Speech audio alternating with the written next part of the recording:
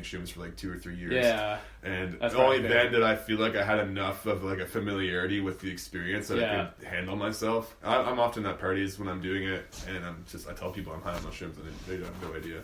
Wow. Yeah, but like when I first started out, it was just like, I couldn't even make it to my room. You know what I mean? Fucking paralysis. Full blown. So, but anyways, just to what was it I was just talking about? It's kind of how you refer to it in like the third person. Yeah, that. It was just, I found the language really strange. Oh yeah, for sure. Well, it's a strange experience, man.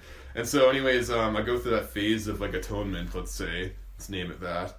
And then I'm in the trip, and then I feel good. I don't feel nauseous. Things are kind of like another thing about it. Weird. There's waves to it. There's waves of like, the hallucinations will just get crazy, and then like it'll chill out. And so, like, one thing people have to realize is that even not only is the trip itself going to end, like 6 hours, 7 hours, 8 hours later, you're coming down or you're down. It's over. You won't really feel completely sober until you sleep it off, but things are generally kind of holding still again, and your mind isn't half in a dream, or your perception of reality isn't half like symbolic and dreamlike and things like that. And but anyways, then I'm in the trip and it's good, and I love like going for walks in the woods and stuff like that when I'm tripping, and just like I was tripping in my mom's house on Christmas recently, and there was a big blizzard going on. Yeah. And I was just in the middle of the forest, in the middle of the blizzard, and it was just quiet aside from the of the snow blowing through the trees and the cracking of trees as they would bend a little further than usual. It's just like I was watching all the trees just bend and go, and then like also that's like everything seems a little more liquid and animate and everything. It feels like reality itself is alive. And but then I'm in this crazy chaotic storm in the forest, and I just hear birds singing. Like the birds are just out there in the blizzard singing. They don't give a fuck. That's it. And I was like, oh my god, I gotta stop complaining so much. It's great.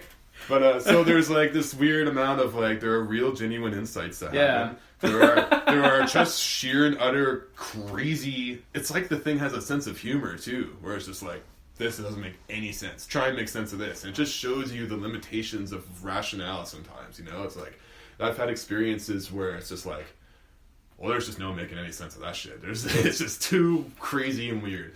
And so, we take it for granted that the world generally makes enough sense to us that we can function properly in it, know?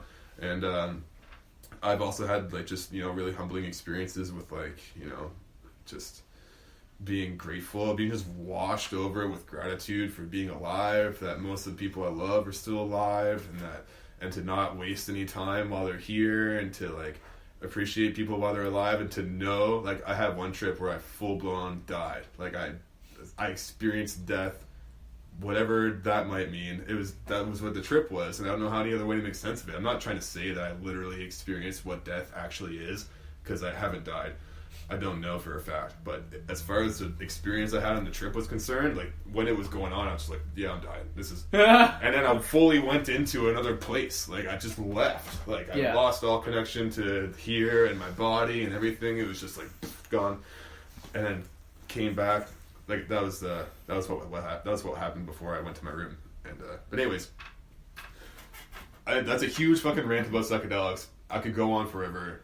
I don't know what they are. It's cool though. Yeah. No, it's really, really cool. I mean, like, as a dude who's never done them, it's cool to kind of gain that insight. It's like, it's weird. It's like, I feel like it's a shortcut almost. Not to say that it's bad. Like shortcuts are affiliated with like negative connotations, but it's like what, a monk or a priest is trying to really do at the end of the day, through meditation or and other arts. Or therapists, it's the exact same thing, and it's just interesting because it's like those are those macro truths that you're trying to kind of peel back through some kind of discipline at the end of the day, just mindfulness, being grateful, being compassionate, like working on those things. So it's really cool. That's like, I don't know if you would extol the virtue so much as to say everybody do LSD, but I used to, for sure. I wouldn't do that now, but I used to, yeah. It just took me. It took me so strongly. I pretty much immediately started meditating as often as I could manage. It led me to yoga. It led me to... Yeah. It changed my life, man. And so when I read these old yogic texts and stuff and other Eastern philosophies, it's like I'm often relating to my psychedelic trips, and yeah, it's a shortcut. Is that a bad thing or a good thing? I don't really know. I think what's important with psychedelics is if someone is going to do it, I'm not saying everyone should, I'm not even saying anyone should, but if you're going to do it, you have to make it itself a discipline. Like, have some sort of ritual and treat it with respect, and you better be ready to go for a journey to hell, because it's going to take you there first. And but that's where you have to go. That's where the gold is. That's, you know, it's like this purely psychological journey you go on, and spiritual. I mean, psyche is kind of, isn't it Latin for spirit anyways? I think so.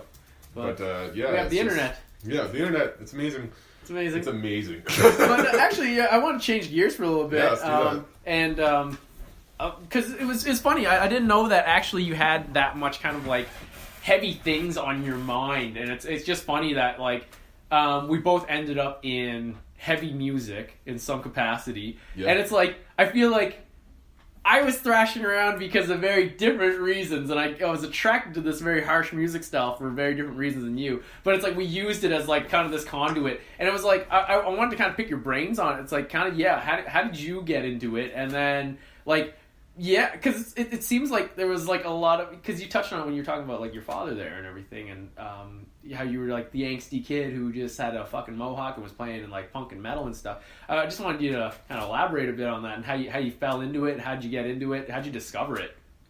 Yeah, and I'll happily ask you those questions too after I answer. What's this? Psyche, noun, definition of psyche. A princess loved by Cupid? What? Psyche was when... a soul, a personality, the nation's consumer psyche, DJ Gell. Okay, that's the source of that one. B, the totality of elements forming the mind, specifically in Freudian psychology theory, the id, the ego, the superego, including both conscious and unconscious components. So, yeah, that's not exactly what I thought, but one definition is soul or personality. So, Greek psyche, soul, personality. Anyways, music. So my sister, blind piano playing lady. I was basically a professional roadie for her my whole life. I went to a nauseating amount of bluegrass festivals. Oh God, Lord help me. Yeah, lots of sick banjo plucking, violin playing, or fiddle rather playing. Old people, and just plucking away, jamborees, festivals, campgrounds, bluegrass, all that shit. And it was cool, but I was a young boy, and all I wanted to do was like wrestle and climb trees and shit. And how old were you? Fuck man, I was there since I was 4, like as early as I can remember. Literally, I was toting shit. And it's an elder sister. Yeah, she's older than me by about 2 years roughly. And I got the question a lot growing up, like, so what do you play? And I was like, nothing. I bring the shit. And I never really had much interest in it. Like, it was available to me. I had uncles and grandfather played guitar and stuff, and it was always available as an option. But I just loved... My initial love as a kid was like nature and animals, and I loved running around the woods with my dog and just climbing trees. You seem to have come full circle, my friend. Yeah. And so, that whole thing is just like, it's like sacred, Anyways, the tree of life, right? And I literally would climb trees and do my homework in trees, and I was mostly referred to as a monkey, and well, we are, but anyways, so, farm animals, nature, like I wanted to be a veterinarian or something, all that stuff. Eventually I got into things like downhill mountain biking and snowboarding, and my dream for a while was to like move to Whistler, BC and be a professional mountain biker or snowboarder or both. And then eventually, so my uncle tried teaching me guitar when I was 7, and I hated it. I thought it was bullshit. Yeah. I wanted a drum kit, however, at that point, and I've always actually would have preferred to have been a drummer, even to this day. One day, though, I will actually perform as a drummer. just a bucket list thing. Yeah. But parents were like, fuck that.